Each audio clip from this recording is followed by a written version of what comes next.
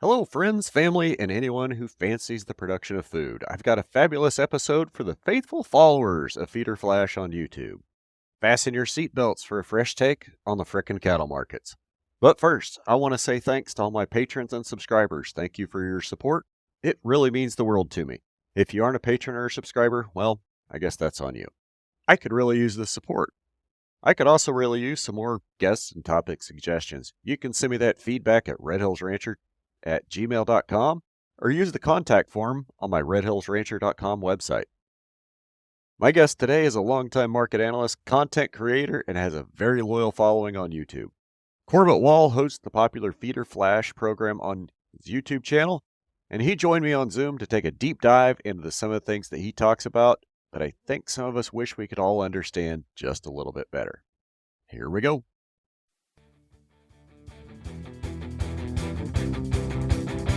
Whenever you're ready. Hi, Corbitt. Welcome back to Ranching Reboot. It's great to have you again, bud. Hey, good to be here. Thanks. Okay. Um, and let's just jump right in. So Thanks. you say often you talk often about the market fundamentals, Yes, I am a fundamental market analyst. and I don't know if I was sick that day, but do they pull y'all aside at some point and say, "Here's the fundamentals. Here's how it all works"? And I get it's supply and demand economics, but can you explain it to me like I'm a golden retriever? Yeah, exactly. Your fundamentals are the things that affect supply and demand, just basic nuts and bolts. How many cattle are there? How many calves are there? How many cattle are on feed? How many cattle are market ready to slaughter? Uh, how much how much stocks we have of box beef frozen, what our demand is like, just your basic nuts and bolts. It would be probably opposite of what I call the technical market indicators, which are entirely just squiggly lines on a chart. The heck of it is our cattle industry has gotten to be a complete slave to the CME cattle futures. And most everybody that operates in those cattle futures have learned that the technicals are more reliant than the fundamentals because they're all looking at the same charts and they're all reacting in the same way to the same chart. So it works for them. Okay, what do you mean by the technicals? Okay. So, I studied this when I was in college, but I'm like you, I may have been gone some of those days, but, they'll have gaps, in the charts, where they're following the, uh, the line of ups and downs. They'll have gaps. They'll have, some that they call hidden shoulders, where it makes a jump, goes up and then comes down, makes another jump that leaves like a figurehead and shoulders. And then they of course take the lines and they match them up and draw them and they see where there's uh, like a threshold or a spot that if it falls below that, then it thinks it's lost its support. But it's just squiggly lines on a chart. But like I said, everybody that's trading commodities, your funds, your fund managers, they're all looking at the same charts. So if the chart is saying buy and everybody's looking at the chart, well, everybody buys, the market's going to go up. And the same and on the downside. So, yes, naturally those technical charts, the more people you got looking at them that are participating in futures, the more reliant they're going to be. The heck of it is, the guys that are out buying cattle, selling cattle, things like that, they're not paying that much attention to the technicals. They just want to know, how big is demand? Do we have holes to fill? Do we have empty pens that need filling? Are the pens all full? Do we not have anywhere to go with the cattle and fundamental things like that? And if you can find an empty pen, it's just a matter of finding an undervalued asset that you can put a reasonable cost of gain into so you can make, your few cents a pound. Sure. And the margins are tight at all levels. So, yeah, everybody's looking for any little indicator in there. But basically what I talk about on my feeder flash is the things that affect the market. How many cattle are moving, what the prices are. Sometimes I like to throw in some politics because it drives the liberals crazy. Just a lot of people say they like it because it's entertaining, and I said, well, it was supposed to be informative. But if I can give a little entertainment factor in there and it keeps people watching, then it keeps advertisers wanting to be involved, and it keeps us having the ability to put it out. Yeah, and for those of you that don't watch Feeder Flash, it's on YouTube. It's great. Highly recommend it. If you're anywhere in a cattle business or in the beef trade, it's always great information. And Thank you. we do have a little bit of crossover. So Sure. I kind of pulled some of my friends and podcast fans over the last few days of what we should talk about. And so I just want to give these four gentlemen a shout out: Mr. Ross Sharts, Mr. Brendan Wheelock, Mr. Nate Hartz, and Mr. Tim Ohm. Thank you for all your feedback on how to have this conversation with Corbitt. So we kind of talked about the market and the fundamentals. And that's kind of really, where I want to dive into. And I'm starting to I'm not questioning you, sir. I'm not questioning you. I'm questioning whether the quote fundamentals that we've been used to don't necessarily apply anymore because of the technical aspect that you mentioned earlier, AI, machine learning algorithms, and their influence on, if they're not influencing cattle markets yet, they will. I think it's just a matter of time. And I think when that happens, we better grab onto our boots because it's going to be a really wild ride. Um, so do you think that the markets are still functioning like they should? I mean, there's also the short cow herd that, well, what are we? We need to retain a lot of heifers over the next few years in order to kind of correct the slide because it'll take 3 years to turn that around. So it doesn't seem like it doesn't seem like anybody's really worried about the shrinking cow herd right now. No, well, the the big four packers, they've got packing plants in a lot of other countries too that aren't short of cattle, and I call it brush fed. They just have cattle there. They're running on rocks and cactus. Uh, they don't. A lot of those countries don't have that many commercial feedlots. They don't have show lists. That kind of thing. They come in there with helicopters and they gather up as many cattle as they can, and they slaughter 'em.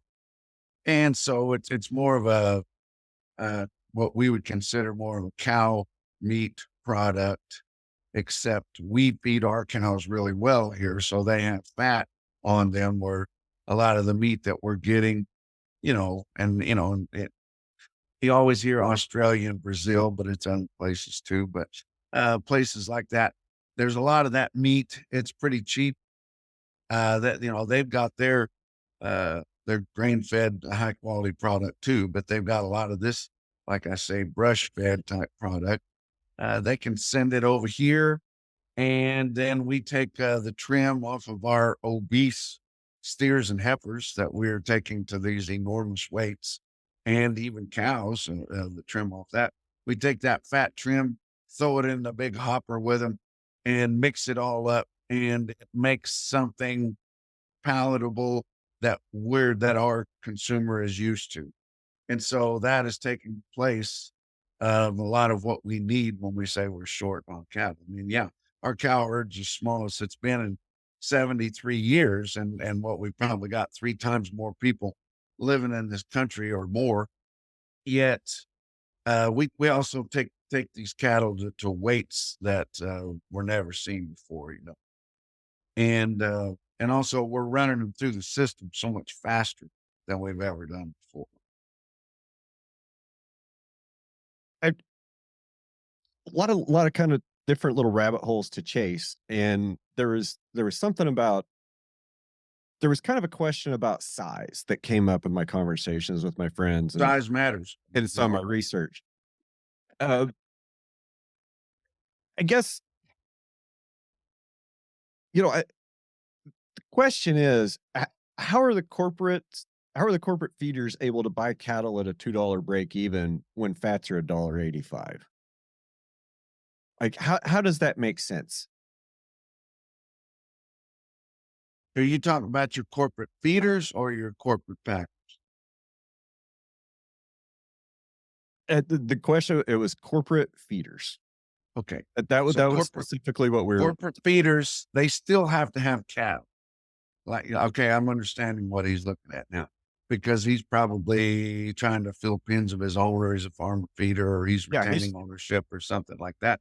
yep. And you're like, gosh, these cattle just don't work. And then you look at your big corporate feeders, like your Cactuses, your Freona Industries, outfits like that. They've still they've still got to keep their pins full too. And I remember Bob Foote, the late great Bob Foote, which he was a top 10 cattle feeder, and his boys are still. He told me, I've got 5 of these big feed yards. He said it's just like hotels. He said I can't operate them with empty rooms. So you've got to keep that going. They do it through risk management schemes, and as long as you're long cattle, then you can find uh, brokers, commodity brokers, that can help you take that, minimize your risk, give you some open top side and limit your bottom side.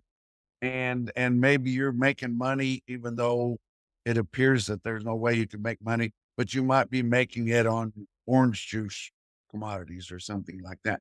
There's a lot of different risk management schemes that involves other commodities. And of course, if they're always long cash cattle, well, then that gives them something to pillar on, and then they can do these different schemes to limit their risk and open up the top side. And then they wait for the opportunities like we've had the last 2 or 3 years to make money. And you've got to make hay when the sun's shining, and that's they wait for those opportunities to do that. Okay. So it's just a matter of playing the long game until Yes, you cash out. yes. You, there's some really really brilliant commodity people that can put a lot of different like I say schemes. I'm not meaning that in a bad way, just meaning you would never dream that if you shorted this product and you could use it to hedge something else that's not even that product, but you actually can. Okay. Okay. Well, let's kind of circle back to that initial statement that started it all. Okay. So the market. When we talk about the cattle market, what are we really talking about? What percentage of fat cattle, cattle ready for slaughter, actually trade in the cash market? About 20% About 20%. in a negotiated trade per week. Yeah. So that 20% negotiated trade is what all the other secret handshake grids and formula pricing is determined on, that small 20% of the market that sells. We could say there's exceptions, but yes, it eventually has to tie back to something. I mean, So if yeah, if there's a nuance, we definitely can get into it, but we can just kind of talk in, overall general terms, like, yeah, that's basically how it works. sure. Yeah. Um, We just see fewer and fewer and fewer cattle feeders that are willing to sell in the negotiated market each week because it really leaves them with their pants down. They're a slave to what the packer wants to give. And then you see the board fall out of bed like it's done a couple of times here recently. And all of a sudden your cattle are worth 3 or 4 or 5 dollars a hundred less than they were yesterday. And it's a big shock. So most, well, all of your big corporate feeders have got a sweetheart deal with their pack. And so that they're on a formula type uh, negotiation. And we say there's no negotiation to formulas. Normally, those formulas will be negotiated once a year. Mm. And so that cattle feeder knows what kind of cattle that he typically feeds. He knows how he can make them perform, and he might have cattle that are plain, and they may still have a good yield grade. He may get more yield grade twos than most everybody else. Well, he'll figure his formula where that's his premium, and he works more towards that maybe than quality grade, where most of your smaller feeders and farmer feeders get their premium. And just for perspective, just for those out there that don't get it, like, we're talking about feedlots that are 100,000 head capacity, 50 to 100,000 head capacity that get And the there's multiple ones, yeah, for each enterprise has multiple feedlots. Yes. so the guy with 1,000 head or 10,000 head, it's really, really difficult for him to be able to compete on any kind of a scale, and I get that, and when you think about it in the terms of those numbers, it makes more sense that, yeah, the way the system is, it's it can be seen as hurtful or taking less or taking a greater risk going taking your fats to the barn and trying to maybe get 2 bids on them Mhm. versus There's barely any auction markets that you can sell finished fat cattle at. And, there's none in the Southern Plains because no packer would support them. They don't want to create uh, uh, competition. That competition is their biggest enemy. Competition brings about higher prices.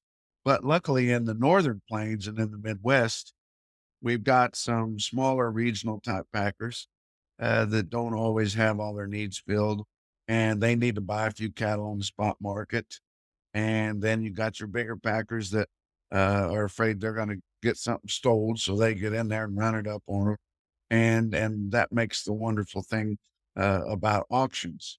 And so, the Stockman's Livestock Market in Yankton, South Dakota, is our biggest slaughter cattle auction, and they will have 2 to 3,000 fat cattle every week, and it's a good viable market there. There's several others. Watertown, South Dakota has a good one. Sioux Falls Regional Livestock and Worthing has a good one. And then you have several over in Iowa that don't run as many head, but they still get about the same price. okay. What what's the sweetest deal you've ever heard of? As far as Between a feedlot and a packer, what's the sweetest deal you've ever heard of? oh, there's plenty of deals, especially down here. I say down here, I'm in the Amarillo area, so I'm in the Southern Plains. There's several feedlots down in the Texas Panhandle area that only feed uh, Mexican cattle, and not the better Mexican cattle, the plainer Mexican cattle, the Oriente crosses, and kind of like the difference between the Spanish goats and the Boer goats. The old kind. They sell Money they makers. they only feed those, and they can get $2 to $4 over the negotiated market every week. Okay. Would be pretty sweet. So where would that product go? I mean, and so many questions, but I don't even know what to ask because I feel so dumb. Like, why would they get such a good deal on Corriente half breeds? I mean, I Well, I get it, it, Corriente half breeds feed really well. you've got to remember that there's in commercial cattle feeding, there's really only one premium, and that is for volume and lots of it. Okay. So if you've got a big packing house, and let's say you're killing 6,500 a day, uh, your biggest problem is making sure those needs are met. So you've got to have cattle, you've got to have them scheduled in. The truck's got to be rolling in the middle of the night to get them there for kill to start, and then they got to be rolling, just constantly all day. And and so those big outfits that have a lot of cattle, they've got a lot of cattle ready, or on the show list, or finished, and then that helps alleviate those problems for those packers.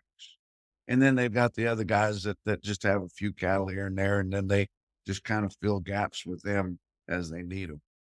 But the heck of it is, all of a sudden, all these cattle grade so well that quality is not that big of a deal anymore. Cattle are grading 75 to 80% choice or better.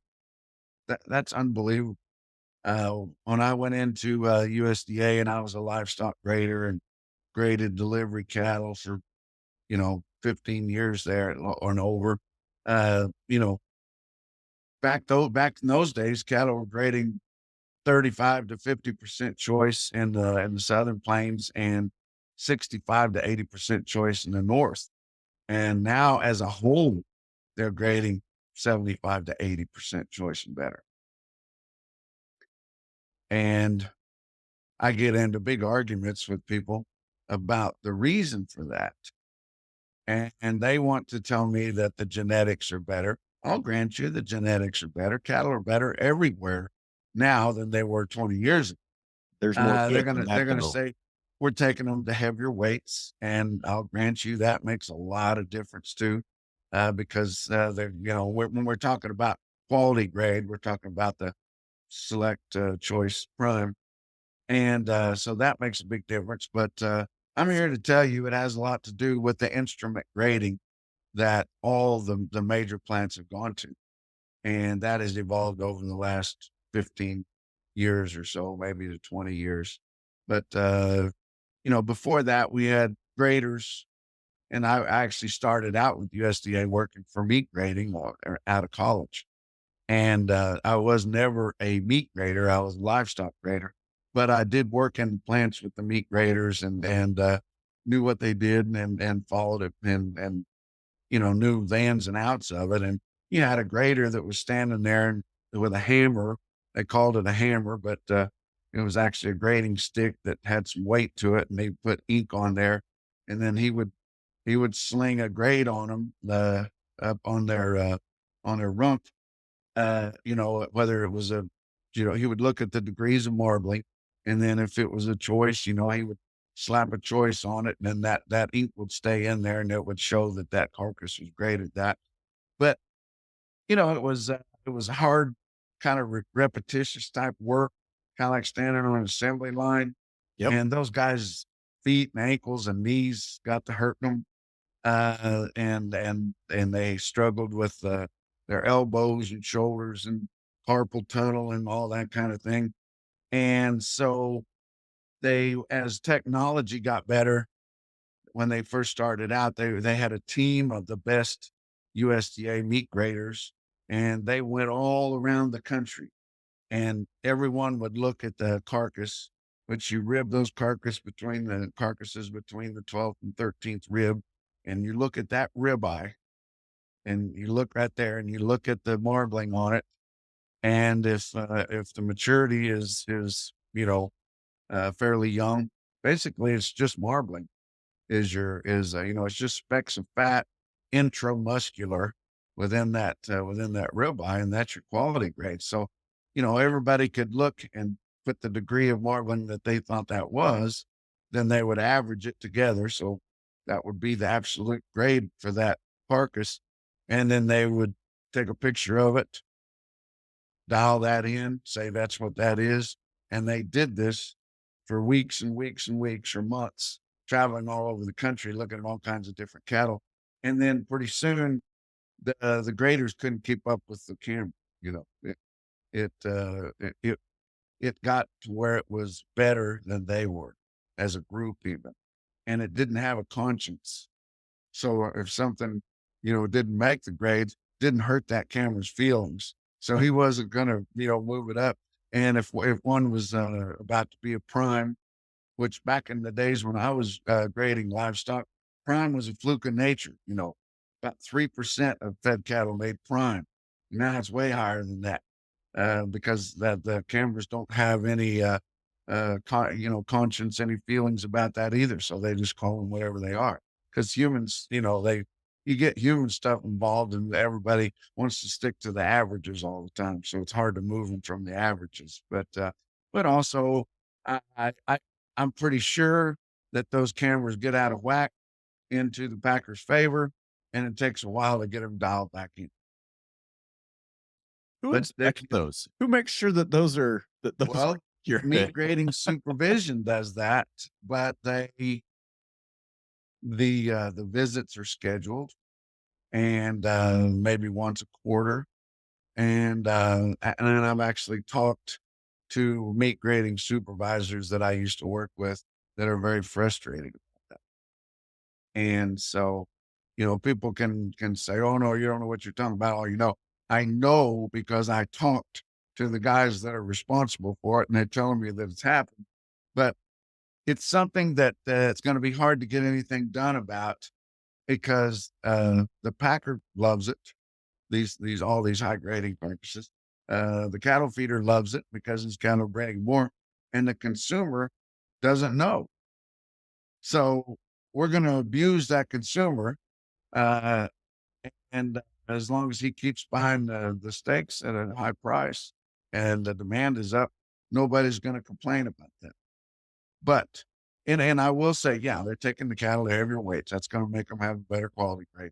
The cattle are a little bit better. But I also know cattle feeders or farmer feeders or ranchers that retain ownership of their own cattle and have them fed, and the cattle haven't changed. They've still been using the same genetics for the last 20 years.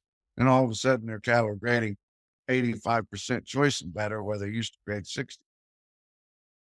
And the grades haven't changed. The camera just doesn't lie or get Yes. tired or get Yes. complacent. And you can make that camera do whatever you want to do with it.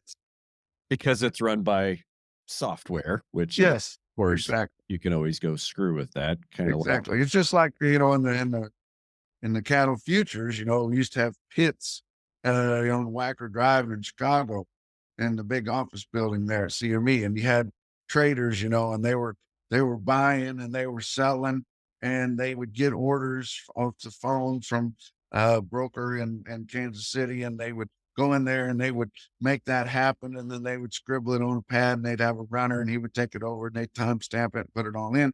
And now computers do it all, and all they have to do is set up algorithms that can watch the movement of the trade, and if trade starts to go one way or the other, it'll just put little bitty orders in right ahead of it and just make tons of money, just within seconds.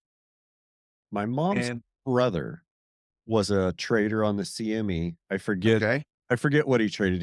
He's been gone for oof, over 20 years. okay, I should know. I don't. that's one demerit. Yeah, I'll take it. Um, I was there on October 19th. I forget the year. I think 1986. They call it Black Monday. Hmm. I was there in his office that morning when the world ended for the CME. Wow, Yeah. And wow. I remember the panic. And he was like, we I don't kind have of time to mess with you situation right now. here. You guys got to go. So we kind of rescheduled the day hastily. And it's interesting how much influence they have. So back to cash trade and show list. So this 20% cash trade, where is that? And can you explain to me and kind of the audience what a show list is? Okay, so if you're a commercial feedlot, you've got, this.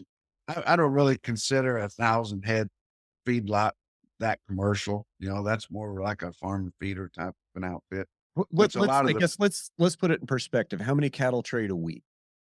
okay. So we typically now we will get less than 100,000 cattle selling on a cash basis every week. And that's We only and that's slaughter, 20%. yeah, and So we there's slaughter half a million. around 500,000. So right in there, 20%. And we haven't been meeting the 20% on a regular basis. We've been falling less than that 100. And so it's been a little bit less than that. So But the guy that's got 1,000 head feedlot is gonna be selling 1,000 head, what, 3, 4 times a year? he will probably, if you have 1,000 head feedlot, you're probably going to sell 2 or 3 loads a month.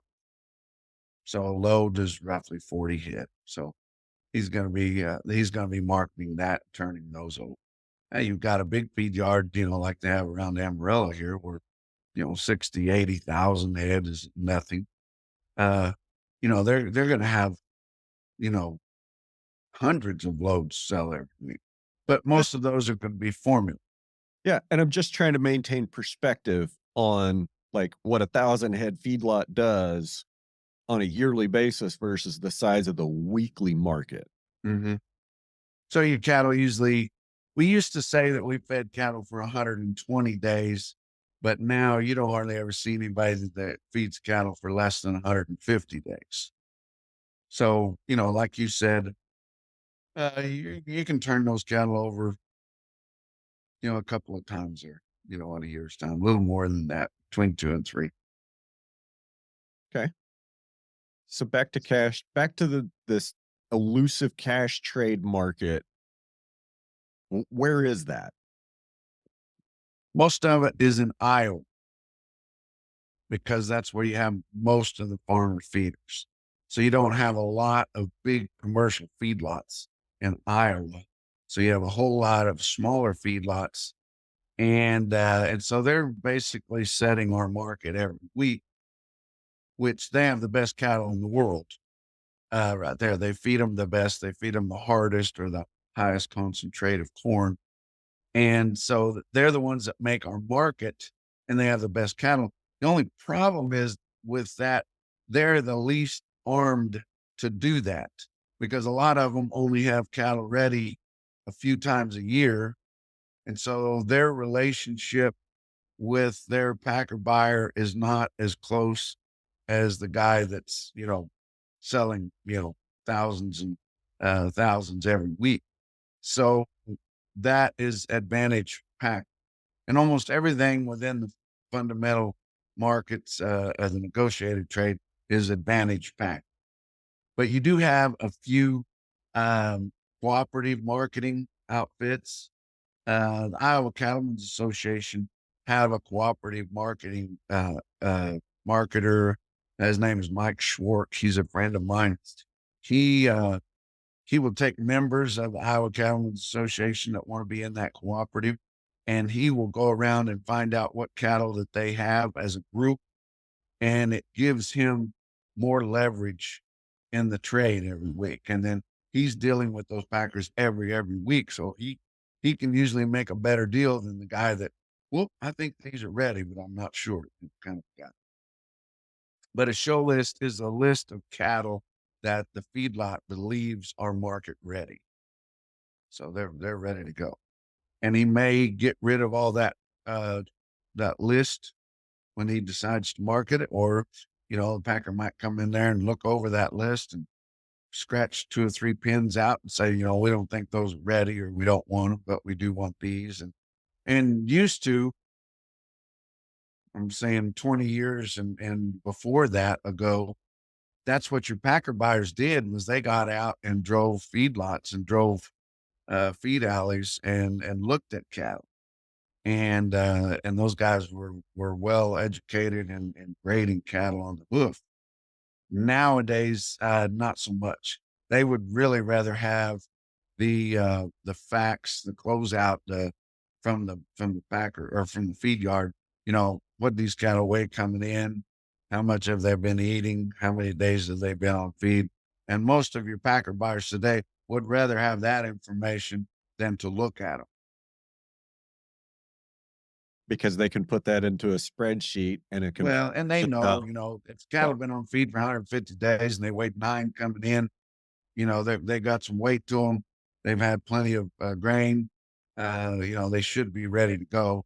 unless they're a real framey breed type that tends to grow more before it starts to finish out. Okay. Okay. And that makes a little bit of sense. Mhm. So, how much do you trust the accuracy of the USDA cattle data? I mean, with respect to every other government report getting revised, like, Yeah. Um, well, I was a USDA market reporter for 18 years. I trust the information that we report or that we reported and they report now. You know, what year was that? Around 99, 2000, they come up with mandatory price reporting, MPR. And that's where all of our finished cattle, slaughter cattle, steer and heifer kind of data, that's where all that comes from now. Because they thought previous to that, at that time we were reporting a lot more sales. We were probably reporting 300 some thousand sales. And they were pretty much everybody would turn them in at the same price. And they're like, that's ridiculous. They're not selling that many cattle at 185. There's got to be some differences in there. And so they spent all this money, moved personnel around, got this big computer server, got this data system where the packers actually turn the information in. So they go in and fill the cells with all the information, and then they send it to USDA Market News twice a day at 10 and 2 every day. Supposedly everything that they purchased since the last time that they reported. So they get all that information. And whenever they got all done, they figured out that those cattle were bringing 184.96 instead of 185. 185. It's And then we thought we were going to get all this great information about, what are these formula cattle actually bringing and all this kind of stuff. And most of it they can't report due to confidentiality rules because you can't, you know, pull somebody's pants down, say, hey, look, and so that left that you couldn't leave anybody out where they would stick out. And so you had to make sure that there was several different trades to cover up any one individual. And so there's different rules on that, but the confidentiality covered up a lot of what we wanted to see. And then they had to put for the premiums and discounts on the formula deals, they had to make those ranges so wide that you really can't tell heads or tails from.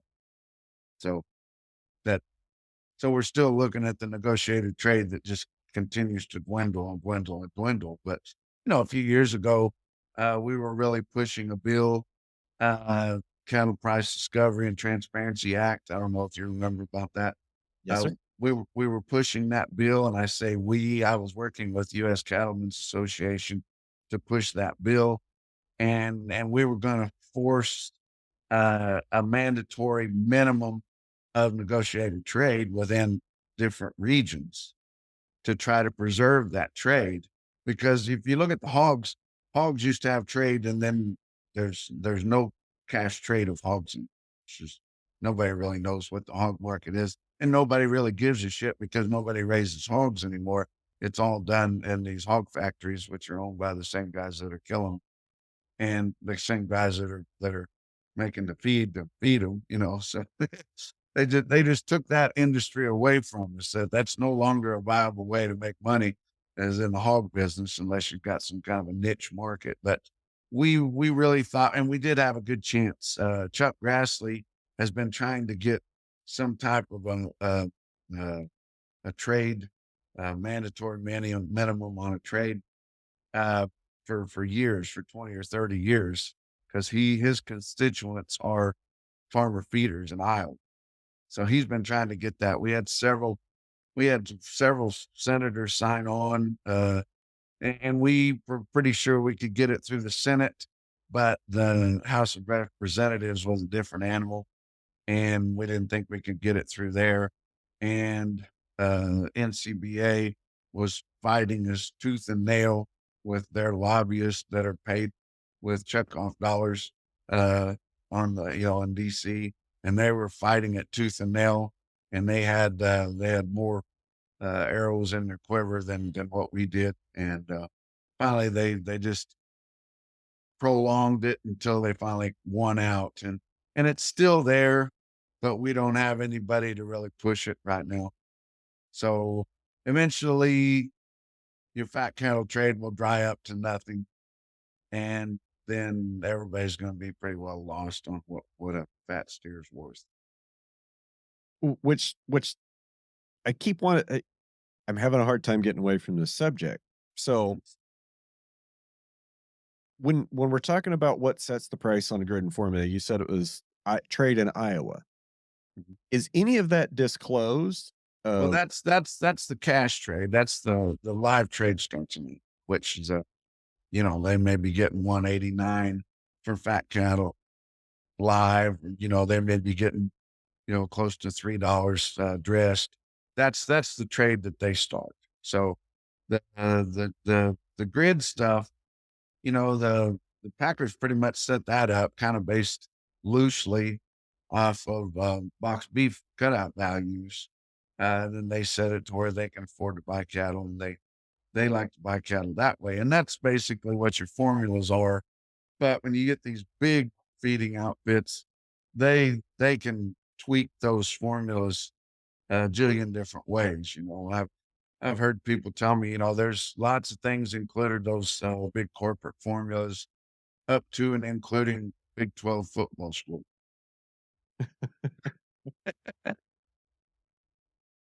How hard is it to get a look inside of some of those?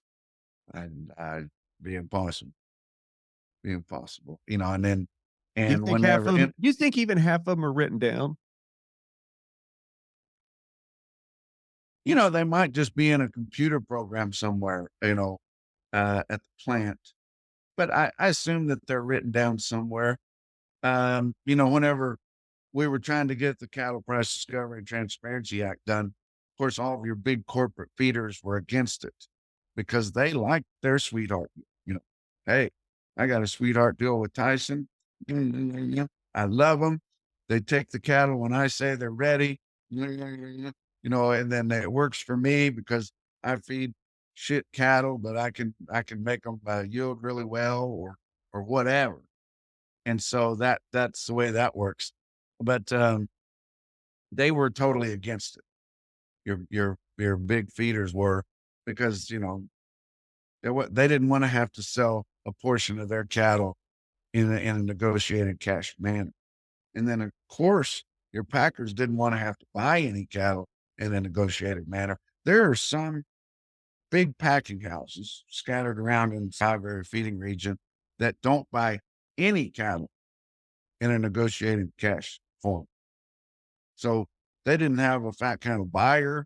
They didn't have a procurement office. They didn't have nothing. Well, they didn't want to do it, of course. Uh, and then that bill would have forced them to do it. It wouldn't have forced cattle feeders to sell their cattle that way. It would have forced packers to purchase a minimum percentage of their buy each week in a negotiated form. And they didn't want to do it. And so they told NCBA, hey, we're giving you guys lots of money here. Beat this. And they did. Well, that's what they pay. What's that kid's name? Ethan? Yeah. Ethan Lane. That's what they pay Ethan so much money to do. He's good at it. Yep. And Ethan's not a bad guy. I mean, he gets his instructions just like you and I get ours. He's just really good at his job. Some of my problem is I don't have somebody giving me marching instructions. I work for Madman, which is myself. Yes. Um, No, what's sad about NCBA, and I'm a big NCBA critic, is NCBA is made up of affiliates all over the United States, Missouri Department of Agriculture, Iowa Cattlemen's, Kansas Livestock Association, Texas Cattle Feeders, Texas and Southwestern Cattle Raisers. They've got all these groups, and they're getting the membership from small producers And then whenever it gets all collected up in the big pot and you got your NCBA top level, they normally don't protect or work for small producers. It's usually what the big dogs do. And they're the ones that's got whoever has the gold makes the rules, right? Right. Right. And to be fair, okay, how many cattle is Five Rivers trading every week Yeah. versus how many am I trading every year? And What's most my y- contribution to the checkoff versus theirs?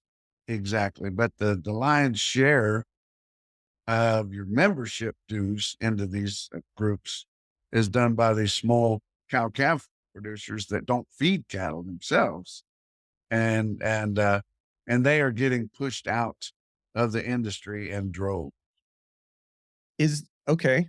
That I think that's a great point. And That is supposed to be our segue to talk about mandatory electronic ID. can I love it. I mean, it's like we're headed that direction. Great. Well, let's go. We'll circle back if we need to. Okay. I I'm I think EID tags. Now I'm on the fence. I don't want it to be mandatory. Okay. I think That's great for yeah. record keeping. I think they're great for record keeping for the cow calf guy. I can match calves with cows, keep digital records. Well, especially as these guys that are in these niche markets and they're using premium genetics and they're selling a premium quality product I know a and it's guy that's purebred, all that stuff. Yeah, that's a wonderful way to keep records, and that's great for them. And right now, a lot of those outfits will get premiums for the record keeping, the data, and the EID tag. But if we make it mandatory, no more premium because everybody will have to do. I yes and no. So some of the guys that I know that are getting premium that are using, electronic ID and full tracking from basically from as my friend Dustin would put it, from sperm to steak, having Okay. traceability and transparency in that entire process and being able to track that animal. Like, imagine this, you're sitting in a steakhouse, they give you a steak menu with QR codes by it. So you Yeah. can be like, I want a sirloin from this cow. You can scan that code and it You got tells a you little video of the farm it come from. video of the farm, pictures of the cow, Yeah. weight records, vaccination records, et cetera, et cetera. All I the think that's awesome, and I love that, and I hope that continues to grow because that's going to endear us to our consumer. That 30 years ago, that consumer had an uncle that had a farm, but in the last 30 years, they can't tell you what animal a hamburger comes from versus a piece of bacon. So yeah, that will endear us to our consumer, and I think those are great, great projects, and I think that's great. I'm all about record keeping and ID also, but not the mandatory. because if there's mandatory, then there's going to be reporting. I mean, there's the argument is we can't let them start regulating this because once they get their foot in the door, once they get Mhm. that camel nose under the tent flap, It's gone. It's gone. Yeah. you don't. We already know that USDA, the APHIS plan for this is to have it from birth to slaughter. Now, the big ruckus right now is mandatory on on breeding stock or uh, mature uh, cattle that are still breedable over 18 months, which is basically our cow herd and Which bulls and punishes everything. the cow calf guy, Sure, and and that that's not that big a deal, honestly. I don't. We're really worried that much about that. But just like you said, if we give them that in another 6 months or a year, they're going to come back with all classes, which NCBA almost made a policy for all classes at their last convention, but word got out what they were trying to do, and they were going to just slip it under the rug. And then people in major league people, big swingers with big sticks, come out and say, "Whoa, whoa, whoa! Hey, this is too much." But if it's just mature breeding stock, Mhm. doesn't that just defeat the purpose? I thought the whole reason they're one of the whole pillars they were selling this on was in case we get a disease outbreak or we need to Well, trace. that's what they're selling it on. So So that they, if anybody pushes back on it, they're saying, "What, you don't think we should have disease traceability?" This doesn't do anything more for disease traceability than what we're doing right now. so the Other than, packers and feeders are exempt. well, yeah, because it's going to benefit them, of course, because it's already going to be done and handed to them on a silver platter. But they don't have to do the work, and they don't have to put up, and they don't have to worry whenever they've got 500 cows turned out, you know, several hundred miles from where they live. And then you've got some, you know, Green New Deal guy over there with a droid, or up there flying around and scanning all those cattle, and then sending him a bill for carbon credits. I mean, I understand your concern. The scenario is Now, a little bit far. surely you don't doubt that something like that can happen. I can understand the concern. Like I Or said, even over in Europe, there's countries over there where they've used that information on mandatory ID to track exactly how many you have, and then they send you a bill for $100 a head for destroying the globe. If you sent somebody a bill for $100 a head, I mean, in a fantastic year in 2024, a lot of people were lucky to get $100 a head profit. Even though it was all-time record highs. And another country in Europe, they decided they needed, once they found out exactly how many they had, then they decided that they needed to slaughter over 40,000 head to stay under their burps and farts that are killing the ozone. meanwhile, they're going to pave over some more forest and Yeah, marshland to build a couple more filing cabinets for people. yeah, yeah. Put solar panels up all over. Yeah, crazy. Yeah, we'll bulldoze some more farmland and put solar panels up. Like, Right. I'm all for solar. Makes sense for a lot of scenarios. I pump a lot of livestock water with solar panels. I have solar panels on my house. It does not make a damn bit of sense to plow up arable farmland or anything else that could be growing grass or trees and put solar panels there. We Right. have millions and millions of square foot of roof. Yes. Walmarts. I mean, every big box distribution center, every apartment complex should have solar panels on the roof. That would make sense. We just need to wait for technology to catch up. With this administration that I hope to God we get out of there, the Magoo administration, well, that was what I call it, Mr. Magoo, and Kamala Harris. They they've got this. They want to get rid of all the internal combustion engines. By, I think at one time it was 2030, but maybe as it gets closer, maybe 2050. But, I think it'd be great if they worked, but they don't. Eventually, we're going to have technology that will make that a doable thing, but we don't right now. So why try to push it?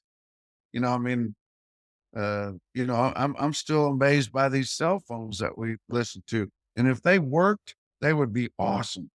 But you get out in the country somewhere and you can't hear people. I always said, if these damn cell phones work, we'd be like George, Jetson, going around talking on the phone all the time. But they don't work that great. I switched from AT&T back to Verizon, and now I don't have any trouble. Really? Even when I was down to your part of the woods a couple weeks ago. I said woods, like Yeah, we have down in your part of the mesquite got trees. a pretty girl behind every tree. Yeah. You know, when I came down there for the fire summit a couple weeks ago, it was my first time being in that part of the world. I mean, I've gone through the Panhandle on 54, been other places in Texas, but never been like to the Amarillo area. Um, It's kind of strange because you get down south towards Canyon, you look off to the west and you can watch your dog run away for about 2 weeks.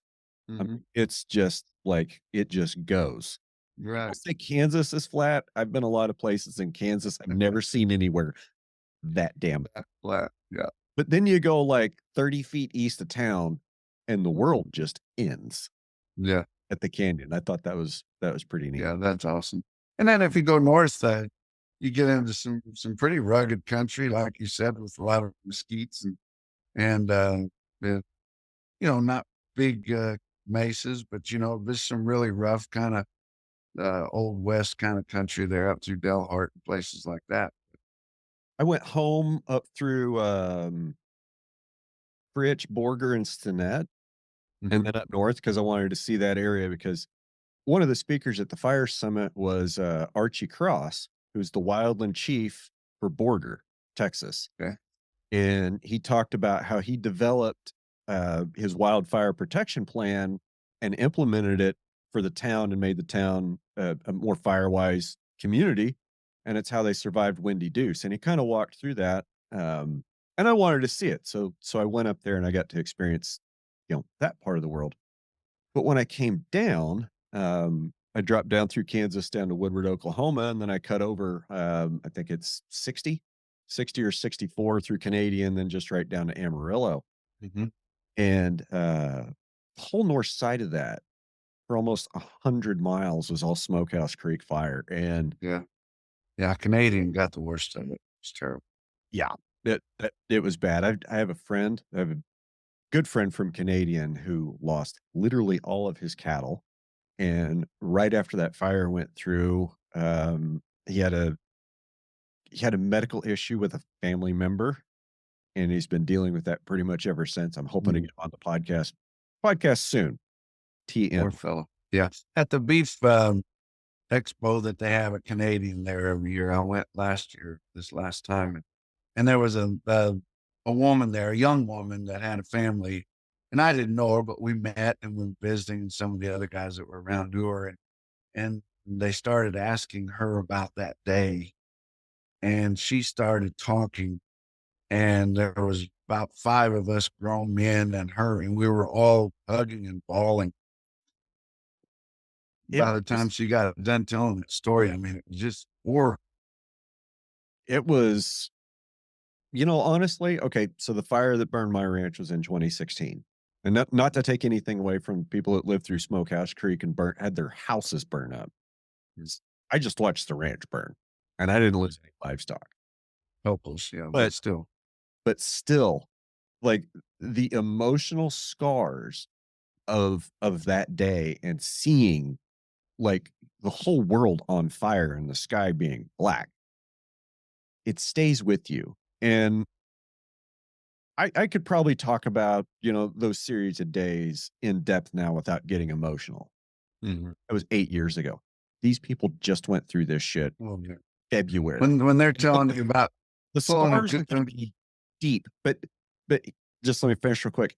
What I Mhm. saw when I drove through, I saw a lot of dead trees. I saw a lot of really, really beautiful rangeland that had recovered awesome. Like, you know, you guys had finally had some moisture, had some growing season.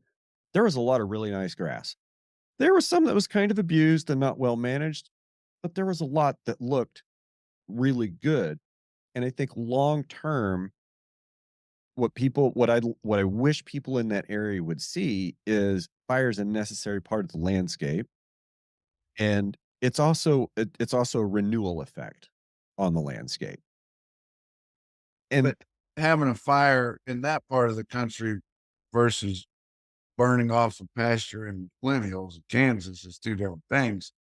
And there's some cover up there around Canadian, but a lot of those ranchers tell me when you get into it, it's careless weeds and things like that don't have any feed value. And they said, but there is new grass coming but they said for that to really root down and be okay again, they're going to have to not graze it for at least 2 years. Well, that is a huge cost, that nobody's really think. And yes, and I think that a lot of people will be surprised at how many of those pastures come back next year, or when they go out and do, start doing end of season inventories at the end of the growing season. Like, that's when I do a lot of mine, is because if you know how many pounds of cattle you had in a pasture, you know roughly how much grass they were eating every day. You know how big your pasture is. You measure everything at the end of the season. It's just math after that point. I think I think people might be surprised when they go out and look at their pastures at the end of the season on what's really there.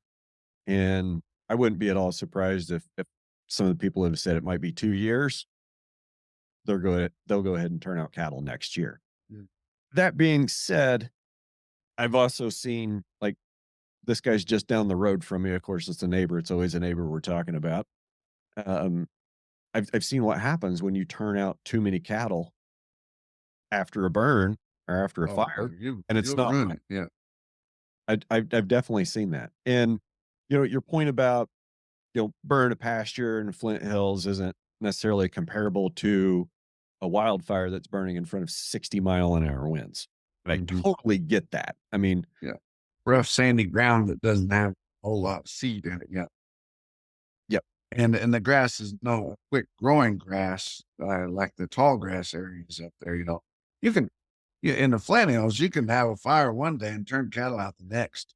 I mean, they might have black noses, but that's what they really love, is that fresh, tender stuff that's coming up, right under that. But the you wouldn't be able to turn, like we said, couldn't turn cattle out for 2 years in that short grass country, because there just wouldn't be anything there to eat. Yeah. Yeah. It's rough, but like I said, I think long term, I hope people will see it as a good thing because Yeah, nothing.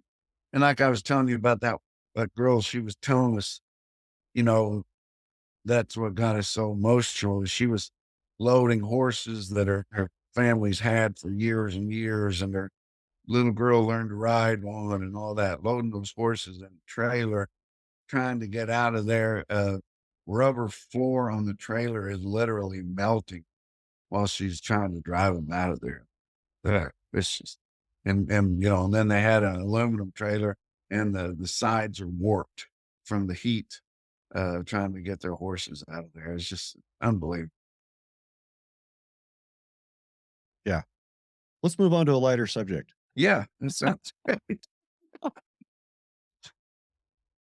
Uh, so the oh, I'm pretty sure I know where you stand about what's going down in the country for November, and you're hopeful for a Trump Vance presidency. I'm And I praying for it. Yes. I think, you know, myself as a lifelong libertarian, I definitely think that Trump is better suited to be the next president rather than Kamala Harris. I don't have any faith at all in her ability to do anything. Right. Right. Like, Montel Williams and Willie Brown, they said she's got some skills. I didn't want to be crass or crude, sir. Uh, I'll do that for you. so I mean, there's that. It's deeply disturbing. Like, it's deeply disturbing. And I guess I heard last night that RFK is going to announce tomorrow, which will be last Friday for those of you listening to the podcast, which comes out Monday, if you followed all that. I think it sounds like RFK is going to quit and endorse Trump, which I think that could be a big deal. I really do. Because I think a lot of Democrats that are, especially your are in agriculture and in farming and things like that, and once in a while, they'll let their guard down and we find out, or I find out, and I'm like, you're kidding me. Well, they're old Kennedy Democrats. And my grandfather was, both of them actually were old Kennedy Democrats. And then they loved, uh, you know, the RFK, and they loved that whole family back in those days. That is a totally different Democrat than what we have today. That's, wanting boys to play in girls sports and, putting tampons in little boys' bathrooms and all of this green stuff that's going on. That's a different animal. And I think we could glean some of those Kennedy Democrats over to our side if we actually got a Kennedy to come over. I, and I hadn't thought of that, and I think that's a really great point. Mhm. I don't living where I live, growing up where I've grown up, being here my whole life, like I have a tendency to think of generally farmers and ranchers as Republican blue supporters. And when I hear somebody that is in agriculture that's on the other side of the aisle, I get a little confused. I'm like, hold up. That doesn't necessarily make sense. Mhm. But the comment about Kennedy and Democrats, I can kind of see that. And I think RFK could do a lot worse things for the next 4 years than drop out of the presidential race right now, endorse Trump, and probably get a nice sweet job on the cabinet or in the administration for 4 years. Yeah, and then I know that's what he's wanting. That's not really Trump's style to let somebody, get him over a barrel like that. Because that's the greatest thing about Trump is he doesn't owe any favors and he doesn't owe anybody anything. Most of our politicians, by the time they get that high, their list of IOUs is so long that's basically all they get done is paying people back for all these ear notch things and deals that they won't do. And Trump really doesn't have to do anything but what he wants to do when he gets in there. And I don't think Trump, I think, I'm just thinking here. I think Trump would have rather RFK come to him and said, "Hey, I want to do this. If you could help me out or let me be involved in the administration somewhere, that would be great." Instead, he comes on Fox News and says, "Yeah, I want to be Health and Human Services secretary. You want me to sign with you or with Kamal?" And that I don't think that was the way Trump would have preferred it, but he might still do it because he's polling 3 to 5% in a lot of areas, and 3 to 5% is huge. Yes. And which kind of brings me to a point, like, you're voting for Trump because you want to support Trump and support his agenda. And I think what's clear to me that's happened on the news in the last 30, 45 days since since the debates, it became clear that Biden wasn't in his mind and he decided not to run again. Kamala Harris, the last time she was put to a vote by the American people in the Democrat primary 4 years ago, she didn't even get 5%. She had to drop out, remember? She didn't even get 5%, okay? Still, somehow, like, and I honestly think she's a comedy DEI pick for vice president because they knew that they could just stash her somewhere, make her go away, and she never had to do anything or say anything. And that's what the story was for 3.5 years. We didn't hear a peep out of Kamala Harris. She's the border czar. What's she doing about it? Oh, don't worry about it. Trump said something bad. Trump's a felon. Don't worry about what Kamala Harris is doing. Trump's a felon. Right. And now we've got Biden saying, I'm going to pull out of the race. Okay. The Biden Harris campaign was already sitting on something like 80 or $90 million. So if there's not a candidate named Harris to spend that money just goes away.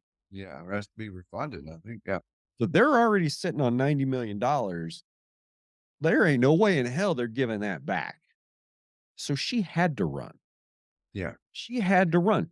And the first polls after Biden pulls out had her at less than 10% and Trump at like 60, 70. Granted, that was also after the assassination attempt, which we could talk about. We could talk about that too if you want, because I think that's a bunch of bullshit. Right.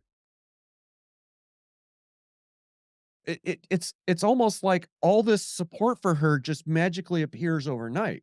Nobody cares about her platform. Like, she is such an extreme left socialist. It scares the shit out of me. Whoa. And Tell me there are what's people pouring money at her. And I think here's the message I get, Corbett. There's 2 names on the ticket. There's Donald Trump and there's somebody not Trump. It doesn't matter who it is. You're voting against. Like, that's how the Democrats are selling this. You got to vote for Harris or Trump's going to get another 4 years and he's literally going to be Hitler. I'm sorry, that's not an argument. He had 4 years to do it already. Yeah, he wasn't like that at all at that point. And 6 weeks ago, she was polled as the least popular vice president in history. And, they just had the Democratic convention going. You got Oprah and you got Bill Clinton and you got Hillary and you got both the Obamas just up there just screaming joy, oh, this is just so wonderful. And they're just anointing her this big position that she's not qualified for at all. And that is Biden's fault because it came out whenever he became evident that 4 years ago that he was going to be the Democratic nominee. He come out and said, I don't know who my running mate's going to be, but she's going to be black and it's going to be a woman. That made the pool pretty shallow.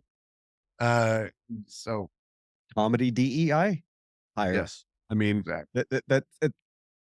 that comment that he made before he picked her, the fact that he picked her and stashed her for 3.5 years, there's no other explanation. And you and I both know DEI stands for didn't earn it. Okay. It's really what diversity, I don't. I yeah, can't remember. inclusivity. Mhm. I'll probably get hate mail for not knowing what that was. redhillsrancher@gmail.com. As long as you're getting some mail. Yeah. I mean, I don't mind the haters because at least Yeah. they pay attention to everything I do and I get to live in They're it. watching because they want to hate the next thing. Yeah. Yeah. We got him on the feeder flash too, Paul. Just the guys that are there to argue with you all the time. I love you. Love you. Don't go anywhere. You're beautiful. So what's your long range forecast for the cattle markets and rebuilding the cattle herd if we have 4 years of Trump or if we have 4 years of Harris?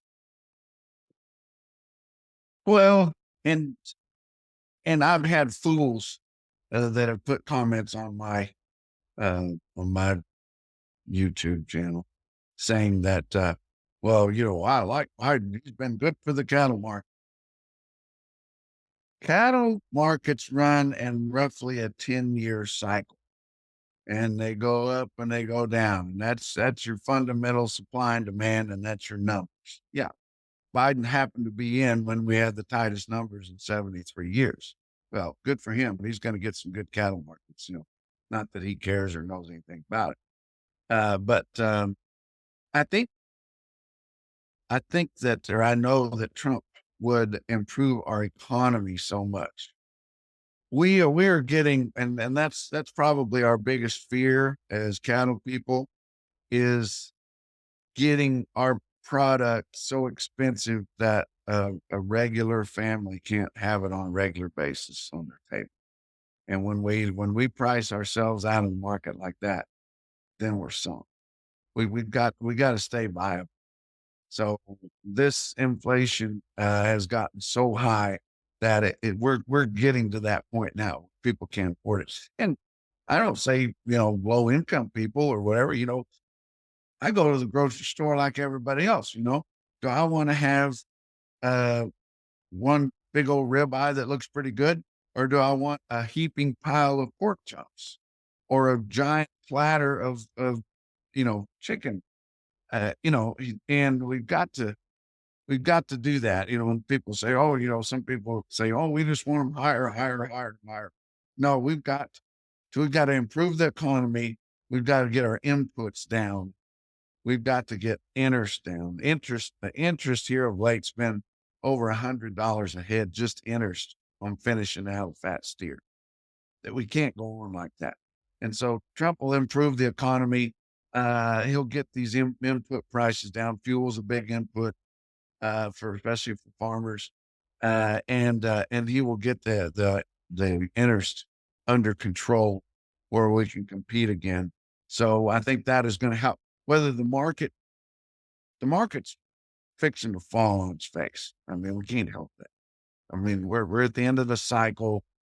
You know, we've had fireworks and everything. You know, we've had the highest prices quoted on every single class of cattle that there is within the last 3 months. You know, the highest calves, the highest yearlings, highest fats, highest everything. But it's getting ready to fall. It's time for it to fall. You know, that's one thing some people criticize me because I'm not totally in love with mandatory country of origin labeling because, you know, they said, well, they took cool away from us in 2015, and that's why the market fell. The market fell because the market was really high and it had a hell of a long ways to fall. That's going to happen in 2025. It just is. You know, guys have to protect themselves with LRPs and other ways to protect themselves on the downside. They've got to learn to operate in a down market. I don't think the market's going to go as far down as where it did last cycle. And I don't think that our numbers are going to build back near as big as what they have in past cycles because we've got fewer places to turn cattle out all the time. Every year we get more bushels to the acre, but we never get any more or any less acres to the cow because, you know, you just That's a can't do great it. point. That's a And great there's fewer and fewer and fewer places to turn cattle out all the time. Urban sprawl is sopping up a lot of places to turn cattle out. This wildlife and hunting stuff is taking a ton of it out. I mean, these hunting clubs are going in into Colorado, Wyoming, Montana, and buying huge working cattle ranches and taking them out of production. And and so driving there's up just the local property taxes. Oh yeah, absolutely seen it. don't trade local, you know. Yeah. Got Uh, one road. that frustrates me. You know, it's just been so long since people have been hungry. If people were to get hungry, they would start paying a lot more attention to people like you and I, because you know they would learn where you know it happened a little bit during COVID. People, you know, you've heard the stories about the woman going into the grocery store and yelling at the butcher because there's no ground beef out there. And she says, "Where's it at?" And he says, "I'm out." She says, "Well, get back in there and make some more." You know, That's not how it works, lady. she doesn't understand. A lot of people started to learn a little more about where their food comes from during COVID. Now, it was too bad that we had to go through COVID to get that. But sometimes I almost think it wouldn't be the worst thing in the world if we didn't get hungry for a little bit. So people would start paying more attention to production agriculture and, you know, yeah, those cows might be burping and farting out there, but we need that protein. And also how much cattle grazing does to help alleviate like wildfires and different things like that. You know, you gotta graze it. Um, Graze it, log it, or watch it burn. great. Yeah, exactly. That's what I was wanting to say. Graze it, log it, or watch it burn. I remember several years ago in California, Ronald Reagan's library sits in a beautiful spot, and they had all this woods and undergrowth and things under it behind, and it was beautiful there. And there was a fire coming, and it was going to take out the Ronald Reagan Library. And finally, somebody with a brain in their head ordered like 500 goats, and they turned them out there.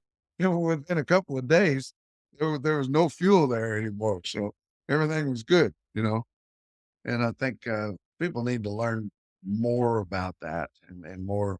You know, this is the way it's supposed to have been. There was more buffalo roaming these ranges before we were here than there are cattle now. And I don't, and those buffaloes, they burp and fart too. I mean, maybe even worse than the cattle. Yeah. Yeah. Okay, couple more questions. How would we get the big how do we get the big yards to do cash trade and to get away from their sweetheart backyard backroom grids and formula deals? Well, I don't think you could now unless we had legislation like what we tried to get done to make them trade or make the packers buy a small percentage of their cattle in a negotiated manner. Unless the packers couldn't do it or wouldn't do it, you're not going to get them away from it because, I know all those guys. I had one guy that runs a corporate feeding outfit, and he says, I'll do whatever you want me to do, but I'm not showing you my sweet. He said, I've been working for years to get my sweet, dude, and my cattle hardly ever lose money because I've got that thing dialed in and it works exactly for the way that I operate that feed. And we never wanted them to have to, to not have those deals, those sweetheart deals. We just wanted to make a viable cash market that something could snub up to, If you could guarantee confidentiality, Mhm. do you think some of those guys would disclose their deals? And not necessarily to you. I'm just saying, like, if there was a totally confidential system, do you think those guys would disclose their deals so they could be aggregated? No, no, I think it'd be just like that guy I was talking to. He says, I'm not showing my deal to nobody. And why would they uncover it? You talk about confidentiality. Somebody's going to see it, that for some reason or another.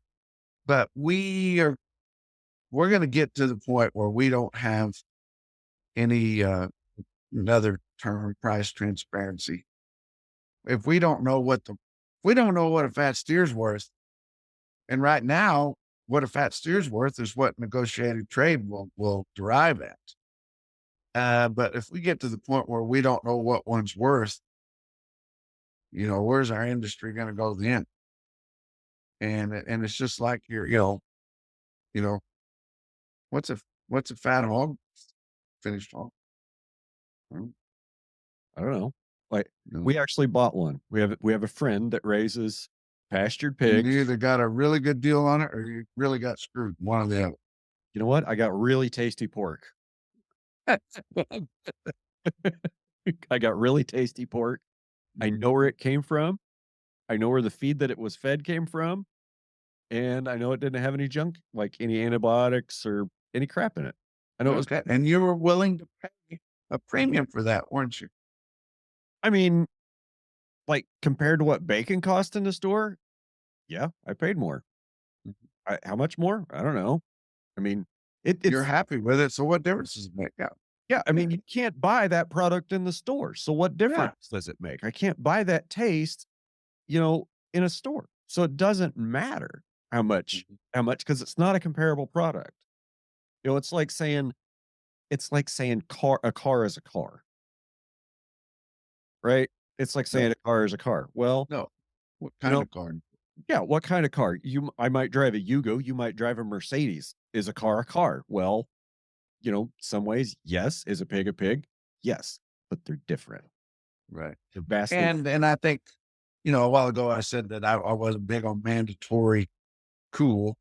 And I'm not. I'm really not that big on anything mandatory, although I did think that we needed to make it mandatory if we were gonna get the Packers to purchase anything in a negotiated manner, and it didn't happen, so but, but we do need the truth in labeling because I really don't want that brush-fed crap that they are putting in the hopper with hundreds of trimmings off of hundreds or thousands of other cattle and mixing it all together.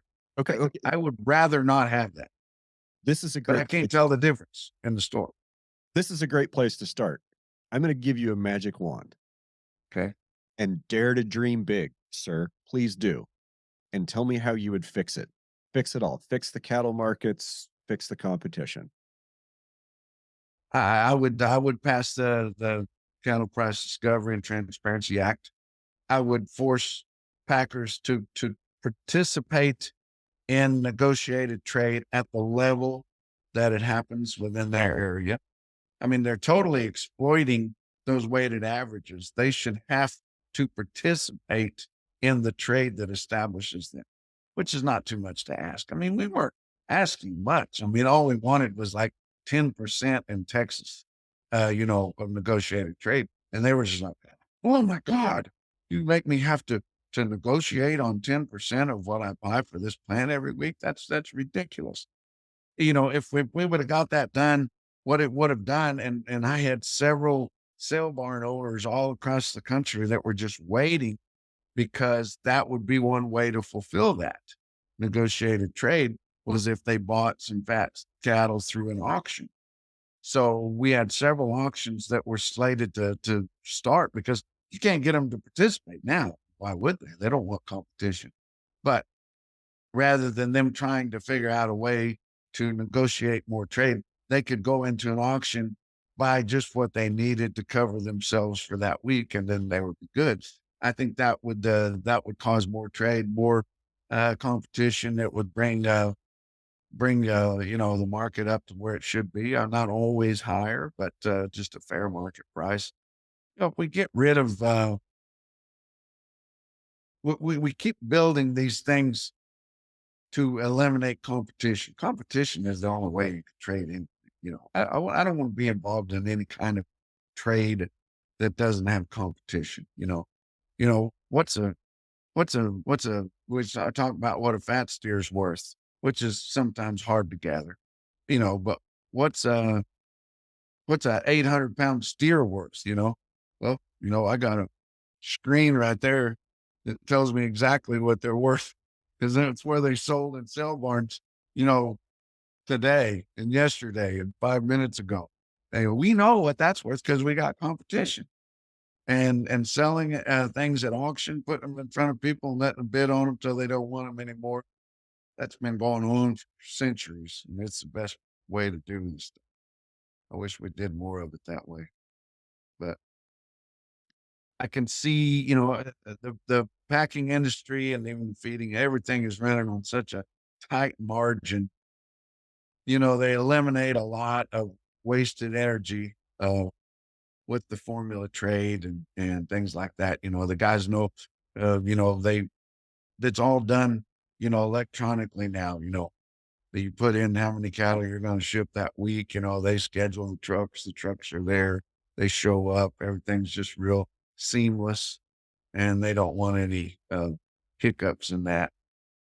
So you can see why they do it, but unfortunately, it just it is making it harder and harder and harder for small producers. And most of my beliefs that I preach on my soapbox are most of my beliefs are just whatever I think is good for a small producer because we are losing them in droves. And, especially if somebody didn't grow up in it or didn't have a ranch handed to them or didn't have it made easier for them to buy or something like that. If they wanted to do it, it's almost impossible, and then that's very unfortunate. Yeah, it is. It is. And I hope that trend reverses. I don't know what it'll take to get there. Yeah. Uh, and I definitely agree with you from the point of view that for somebody that wants to bootstrap an operation, first generation, and get into agriculture without a family background or without a lot of assets, if you're trying to get into the commodity production side, whether that's with cattle or crops, you're going to face a very difficult uphill battle against producers that are already scaled with depreciated assets and could afford some economies of scale. There's a lot more opportunity for small scale farming and doing things like my friend Roy Faltzgraf, like he grows 180 acres of some edible bean that he gets like an absurd premium for. Like find a premium crop that'll grow in your area instead of trying to compete with every other corn producer on the planet. Right. I mean, I I I get that, there's a lot of places where if there's irrigation water, you can go into the farm service office, you go to your crop guy, and there's definitely a formula to how to grow corn in that soil. It's just you can't afford it. First Mhm. generation farmers can't afford the land access, they can't afford the machinery, they can't afford the credit to buy everything they need to buy to operate for a year. Right. It's just too big of an ask. It's even kind of a big ask to do, anything on small scale, but small scale, multi-species, multi-crop, I think it's still possible to get into agriculture, just not Oh, necessarily there is. into And the then I've commodity. known guys that's, if you want to do the work, you've got to learn how to do the work first. So you're going to work for several different uh, other cattle people. Find one that you trust and build trust in them, and especially ones that don't have the next generation waiting or they're not interested. And you'll get opportunities, to partner up and supply the labor for an outfit, and they'll supply the capital or whatever. There's opportunities out there, but you've got to make relationships, which is pretty much the same in any kind of business. You got to build the relationships and the trust. And if you do that, then opportunities will open up. Yep, I couldn't agree. Couldn't agree more. Uh, well, we need to get going. I'll leave you with the last word. Okay. Well, I appreciate this. We took us a little bit to get together here, but I think it worked out really good. And I appreciate what you do, and I think together we'll keep giving a forum to maybe push for small producers to have some victories here, and I think that's important. And nobody reads anymore; they listen to people like you and me. Yeah, I have reading glasses that very rarely come out of the case because I can get almost. Well, Can I they give can you? listen to us going down the road to the next place, Yeah, yeah, check the cows or whatever. Yeah, yeah, great. that's great. All right. Well, I appreciate your time, Mr. Wall. Thank you very Okay, much. thank you. Thank you very much. All right, guys. See you next week.